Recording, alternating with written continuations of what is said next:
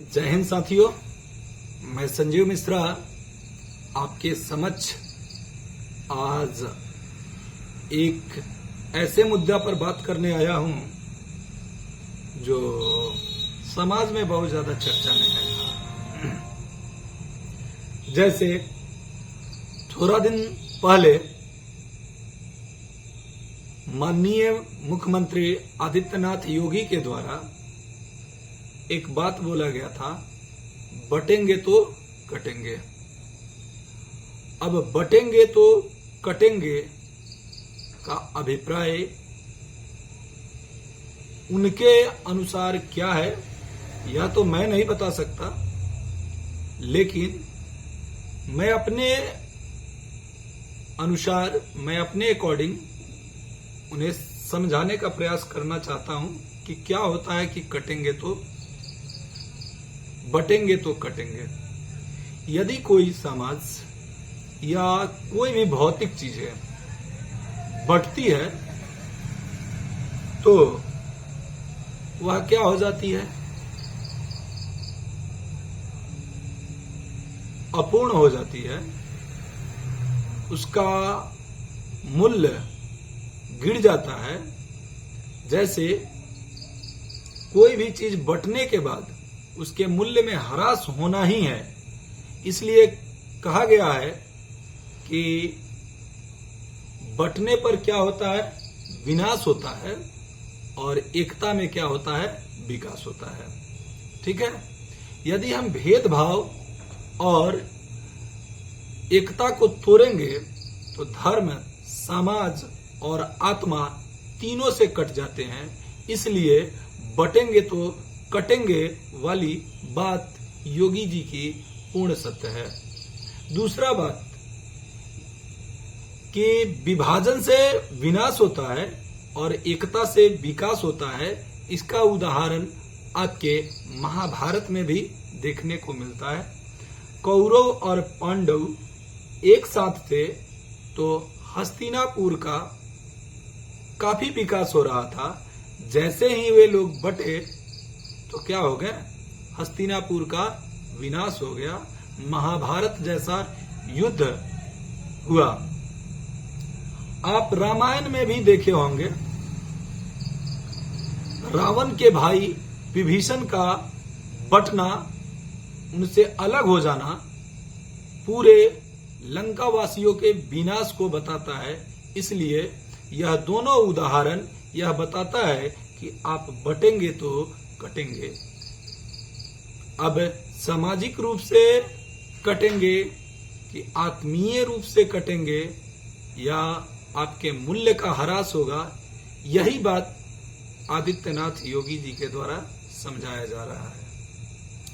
उसके बाद जब इंसान अपने अहंकार वश, लोभ, ईर्ष्या, मद मत्सर के कारण दूसरे से अलग महसूस करता है तो वह आत्मा की एकता को बांट देता है और उस समय व्यक्ति कट जाता है और आत्मा की एकता टूटने से अपार दुख का अनुभव करता है।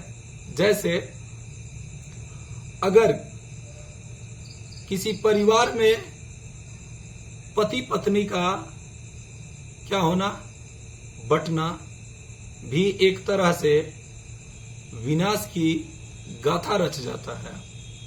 परिवार में भाई भाई से भी अलग होना विकास नहीं, विनाश का द्योतक बन जाता है। इसलिए आपको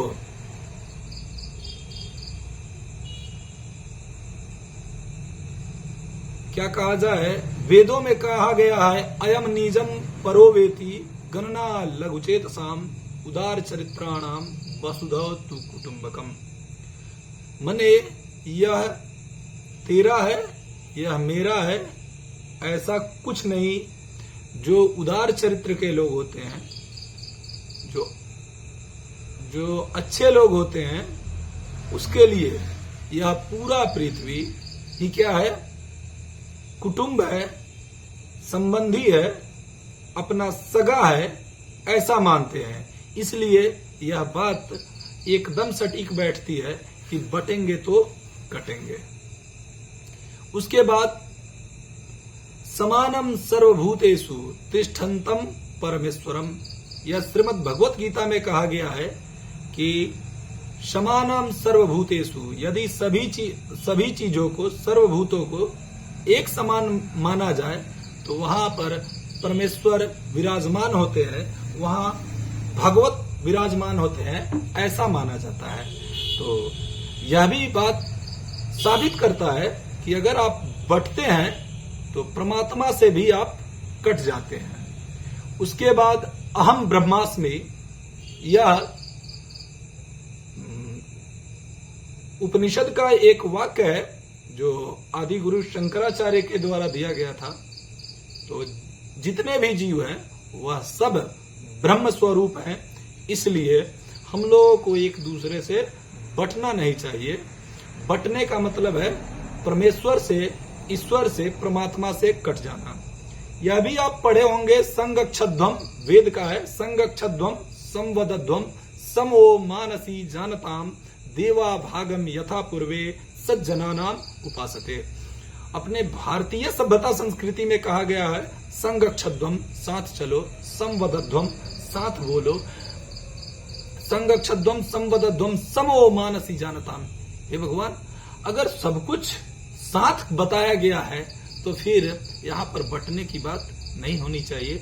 भले ही हम समाज में जाति, धर्म, संप्रदाय इत्यादि के नाम पर बंटे हैं, लेकिन सभी जगह एकता की बात कही गई है। जो एकता का खंडन करता है वह परमात्मा का, परमपिता परमेश्वर का, ईश्वर का भी खंडन करता है। एकत्वम सर्वभूतेषु दृष्ट्वा भवम यथार्थतः, जो एकत्वम सर्वभूतेषु, जो सभी में एकता को देखता है वही यथार्थ स्वरूप दृष्टा रखता है, वही सही देखने वाला व्यक्ति होता है। इसलिए आदित्यनाथ योगी जी द्वारा कहा गया यह वक्तव्य कि बटेंगे तो कटेंगे, यह पूर्ण रूप से सत्य है। अब आ जाते हैं हम एक मुस्लिम वक्तव्य जो सूरह अल अंबिया से लिया गया है। इन हाज़िही इम्मतुकुम उम्मतन वाहिदतन, इसका मतलब हुआ इन हाज़िही उम्मतकुम उम्मदतन वाहिदतन, यह तुम्हारी उम्मत एक ही उम्मत है। इसका मतलब उम्मा माने होता है समुदाय, और तुम एक ही परिवार, एक ही समुदाय, जितने भी मुस्लिम हैं, मुसलमान हैं, चाहे किसी भी देश, भाषा या जाति के हो, वे सब एक परिवार हैं। तो मुस्लिम धर्म में भी यह बताया गया है कि सब एक हैं, इसमें भी बंटने की बात नहीं कही गई है।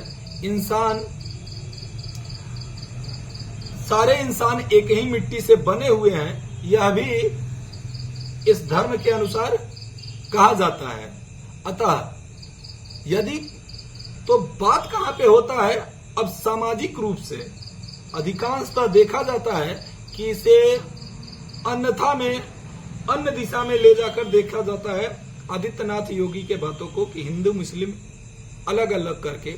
अभी यह संदर्भ क्या है, इसके बारे पर भी हम दृष्टांत करना चाहेंगे। आप देखे होइएगा, आजादी के समय जुलाई 1946 ईस्वी में क्या होता है, देश विभाजन की घोषणा होती है, और उसके बाद अक्टूबर का प्रस्ताव और अक्टूबर की क्रांति, और भी 1947 के बाद विभाजन की जो गाथा है वह अनेक मृत्यु, बलात्कार और धर्मांतरण पर आश्रित था। इसको बहुत लोग देखते हैं। जैसे अपने देश के जोगेंद्र नाथ मंडल का नाम आप सुने होंगे, जो एक दलित परिवार से आते थे। और इनका जन्म वर्तमान के बांग्लादेश में, यूं कहें तो पश्चिम बंगाल में हुआ था, जो आज पूर्वी पाकिस्तान के नाम या बांग्लादेश के नाम पर से भी जाना जाता है। वहां पे यह जो जोगेंद्रनाथ मंडल है वह भारत के विभाजन के लिए अली जीना को मदद किए थे और बोले थे कि मुस्लिम दलित भाई भाई। क्यों? क्योंकि हिंदू समाज में दलितों की स्थिति उसी प्रकार थी जैसे मुसलमानों की स्थिति थी। शिक्षा दर बहुत कम था, बहुत कम शिक्षित होते थे, मजदूरी पर जीवन आश्रित था, लोग किसान और मजदूर हुआ करते थे। इस कारण हिंदू समुदाय के दलित और मुस्लिम को एक मानकर योगेंद्रनाथ मंडल ने अली जीना का समर्थन करते हैं और असम के सिलहट को जनमत संग्रह के आधार पर पूर्वी पाकिस्तान का हिस्सा भी बनवा देते हैं। होता यह है कि वहां पे इनको प्रतिष्ठा के नाम पर बाद में जो भी कुछ मिलना चाहिए वे सारे कुछ इन्हें देखने को मिल जाता है। न्याय के स्थान पर इन्हें अन्याय मिलता है, आशा के स्थान पर इनको निराशा होता है, भाईचारा के स्थान पर इन्हें नफरत मिलता है और धर्म के स्थान पर इन्हें अत्याचार मिलता है। वहां पे बोला जाता है कि किसी गैर मुस्लिमों का मुस्लिमों पर कोई श्रेष्ठता नहीं है, किसी गैर मुसलमानों का मुसलमानों पर कोई श्रेष्ठता नहीं है सिवाय तकवा के। अब सिवाय तकवा क्या होता है? जब तक कि उसका धर्मांतरण न कर दिया जाए, जब तक उसको मुसलमान न बना दिया जाए।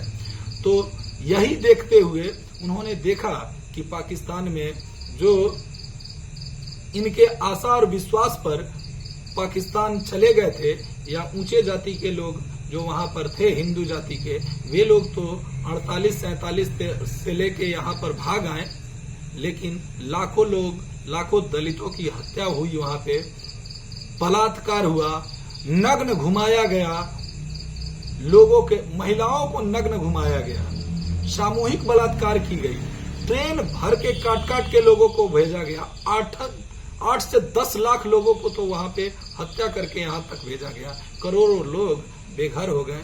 इसलिए आदित्यनाथ योगी अगर बोलते हैं कि बटेंगे तो कटेंगे, ऐसा इन्हीं परिप्रेक्ष्यों को देखते हुए उन्होंने बोला होगा। अगर कोई अन्यथा में इस बातों को लेता है तो ले सकते हैं, लेकिन इतिहास के माध्यम से यह चीज बताया जा रहा है कि दोबारा ऐसी गलतियां न हो समाज में। इसलिए क्योंकि इतिहास पढ़कर व्यक्ति बढ़ने, निर्बाध तरीका से बढ़ना सीखता है। जैसे गाड़ी का लुकिंग ग्लास, जब तक आप पीछे को नहीं देखेंगे तब तक सही रूप से, सुचारू रूप से आगे नहीं बढ़ पाएंगे। गाड़ी के चालक यह चीजों का अनुभव किए होंगे कि साइड मिरर अगर आपके पास नहीं हो तो उस स्थिति में गाड़ी चलाना कितना कठिन होता है। इतिहास वही है जो साइड मिरर का काम करता है। भूत को दिखते हुए वर्तमान में चलने और भविष्य में चलने को प्रेरित करता है। इसलिए यह वाक्यांश माने सब दृष्टि से यह सत्य है। इसलिए आप समाज में बिना बटे हुए एकदम डटे रहें ताकि आपका विकास हो सके। बटेंगे तो विनाश होगा, इसलिए बटे नहीं और नहीं कटे। अगर आपको वीडियो अच्छा लगा हो तो प्लीज वीडियो को शेयर कर दें और मेरा YouTube चैनल है मिश्रा क्लासेस, उसे एक बार जरूर जाएं, विजिट करें, अपने बच्चों को भी बताएं, सब्सक्राइब कर दें। लेते हैं आपसे विदा, तब तक के लिए बाय बाय, टेक केयर, जय हिंद, जय भारत।